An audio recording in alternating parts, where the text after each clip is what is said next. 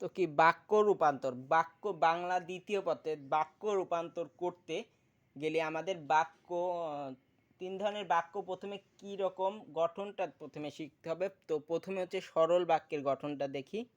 প্রথম কি সরল বাক্য। তো সরল বাক্য কি থাকবে? সরল বাক্য হচ্ছে কি একটা ক্রিয়া থাকবে এবং সমাপিকা ক্রিয়া থাকবে হচ্ছে কি একটা। যেমন ভিক্ষুককে ভিক্ষা দাও, ভিক্ষুককে ভিক্ষা দাও, এটা হচ্ছে কি সরল বাক্য একটা। ভিক্ষুককে ভিক্ষা দাও, এখানে হচ্ছে কি ক্রিয়া কয়টা আছে? দাও, একটা আছে, এবং কর্তাও কিন্তু একটা। এটা হচ্ছে কি সরল বাক্য। তাহলে সরল বাক্য চিনব কি করে? একটা হচ্ছে সমাপিকা ক্রিয়া থাকবে একটা এবং কর্তাও থাকবে একটা, তাহলে আমরা সেটা বুঝবো হচ্ছে এটা হচ্ছে সরল বাক্য। এক কথায় এটা সরল বাক্য। তো সরল বাক্য যদি রূপান্তর করতে পারলে আমরা দেখেই বুঝতে পারবো, কিংবা একটা কর্তা থাকবে একটা সমাপিকা ক্রিয়া থাকবে, এটা করে দিলে পরেই অ্যান্সারটা হয়ে যাবে। সরল বুঝলাম আশা করি। এরপরে জটিল। জটিল বাক্যটা কি? জটিল বাক্য হচ্ছে, জটিল বাক্য প্রথমে বুঝো এটা। জটিল বাক্য হচ্ছে একটা হচ্ছে কি একটা প্রধান বাক্য থাকবে এবং সেই প্রধান বাক্যের উপর বেস করে, প্রধান বাক্যের উপর ভিত্তি করে আর একটা হচ্ছে আশ্রিত বাক্য থাকবে। একটা প্রধান বাক্য আর একটা আশ্রিত বাক্য। তার মানে কি এই এই একটা লাইন থেকে, একটা বাক্য থেকে দুইটা বাক্য বানাতে হবে।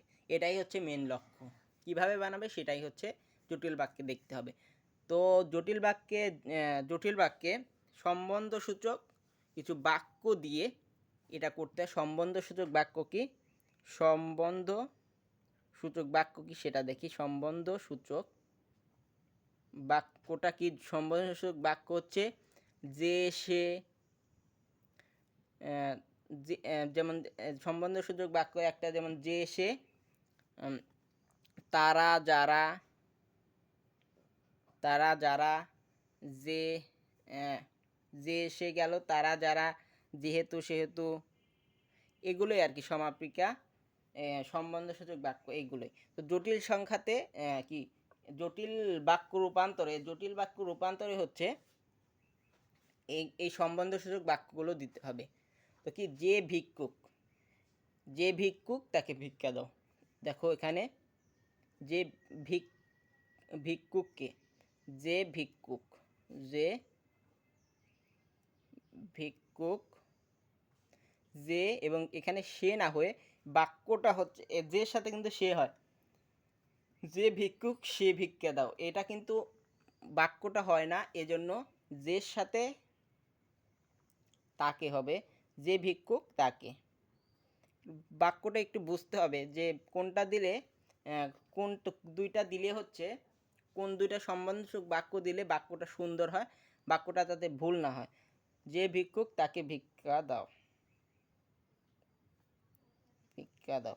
তো লাইনটা হলো, দেখো লাইনটা জটিল বাক্যে কি বলেছিলাম, একটা প্রধান বাক্য থাকবে আর একটা হচ্ছে একটা আশ্রিত বাক্য থাকবে। তো প্রধান বাক্যটা কি? যে ভিক্ষুক। দেখো ভিক্ষুককে বেস করে এই লাইনটা গড়ে উঠেছে, যে ভিক্ষুক তাকে ভিক্ষা দাও। তো এটা হচ্ছে প্রধান বাক্য আর এটা হচ্ছে আশ্রিত বাক্য। তো আর যে এবং সেটা কি? যে এবং সে হচ্ছে কি সম্বন্ধসূচক বাক্য। তো আমরা যদি সরল থেকে জটিল করতে যাই তাহলে আমরা কি করব?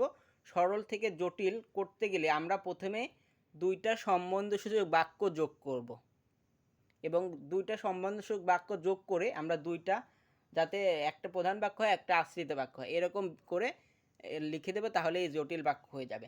আর জটিল থেকে যদি সরল করতে পারে তাহলে এই লাইন, তার মানে এই লাইন থেকে যদি প্রথম লাইনে ফিরে যেতে বলে তাহলে কীভাবে করব?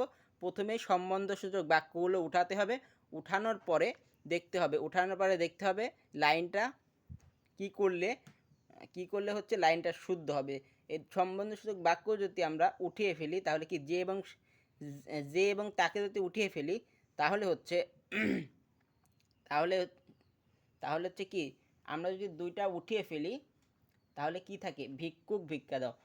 এই ভিক্ষুক ভিক্ষা দাও এটা একটু মাথায় আনলে পারে ভিক্ষুককে ভিক্ষা দাও, এটা বুঝতে পারা যায়।